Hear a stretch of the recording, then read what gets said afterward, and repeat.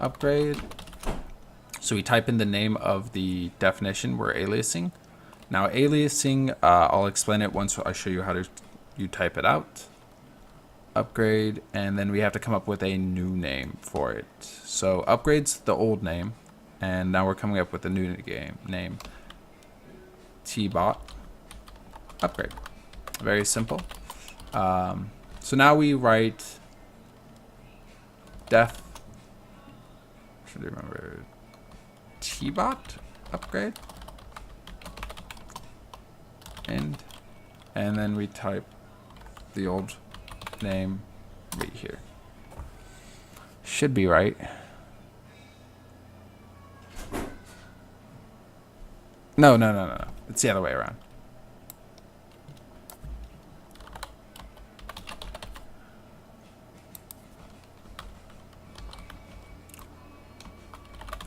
So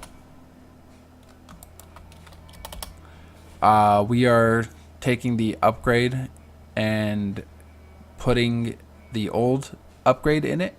So where we type in the Tbot upgrade, that's where we put this in. So let me think. The best way to explain alias is it takes the old code and adds onto it. It's basically, so this way we rewrote the whole thing. We got rid of all of what super upgrade is and made it into this. This one takes all of it, puts it somewhere inside, and then adds more code. So this would do the armor plus equals 5 wherever we type in the old name or the name right here, the change name. Wherever we put that is where the upgrade or the armor plus equals 5, the old code from upgrade, that's where that goes. So this is going to be put here in this upgrade, and we're going to add, let's give it thunder power plus equals 1. So the Thunderbot gets an upgrade. Whenever it's upgraded, it gets the armor plus 5, but it also gets thunder power plus 1. So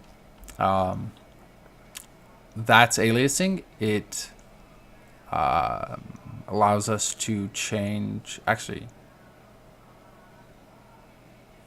usually aliasing, this would be unnecessary because this is actually a silly way to do this, but it's a good way to learn aliasing. You don't need to do this for inherited classes that get the old ones. I'm going to show you how to do that by fixing this. Anyways, aliasing is useful though, especially if you want to add more to, say, the game actor. If you want to add more to the code in game actor without having to completely rewrite and destroy the code in game actor, which can cause a lot of conflicts if people put more scripts in. So aliasing is always the better option. You should always alias. But we don't need to alias actually, so all we have to do in the case of inherited classes is type super. So if I type super in, it goes to the class that we are inheriting from, and it takes the old one, the upgrade right here, this code, and puts it in right here. So that's a nice thing about super. It takes the old code, or it takes the code here and then puts it in, and then you can start adding more code to it to make it a little more complex. So that's a nice thing about inheritance. You'll see that in quite a few classes here that we go through. So let's see. You got a few of the basics here. The next time we go through this, I'm going to go ahead and show you guys some of the more advanced class stuff here in the scenes, in the windows especially. So a lot of these are very simple. So I'm going to show you like this, the super here for the initialize is no different from, I'll probably have to go over this, the reason why there's parentheses here. The selfs I'll have to go over, but this basically calls the deactivate, which you don't see it here because it's in window command. So if I went to window command, I would find the deactivate. Let's see, window command. Deactivate should be somewhere here. Where does this come from again? We'll see it. But yeah, that's if it's not in here, then we go to Windows Selectable and try and find deactivate. Actually, this should be easy. Deactivate. See.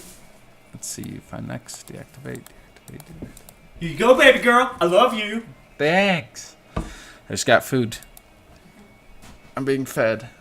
Okay. See. Deactivate. There it is. So here it is. So if we go through all the classes, we'll eventually find the deactivate code.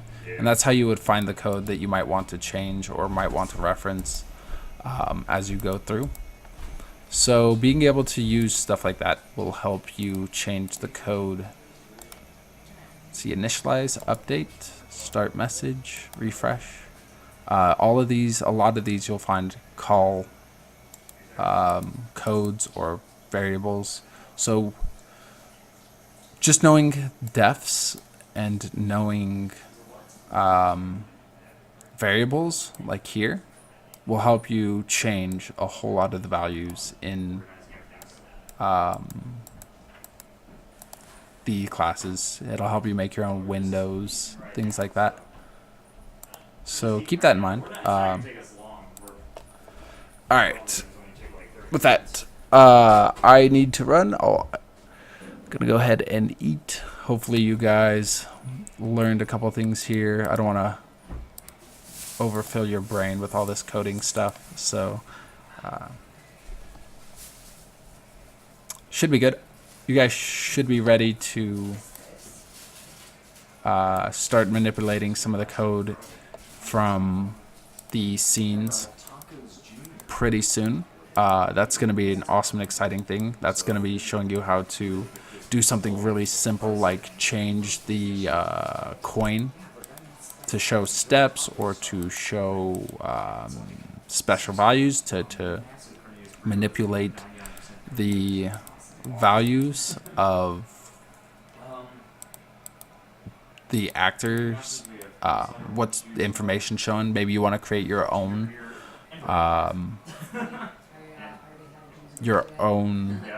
stat that's monitored through, say, a global variable. I can show you guys how to do that and have it displayed in a window.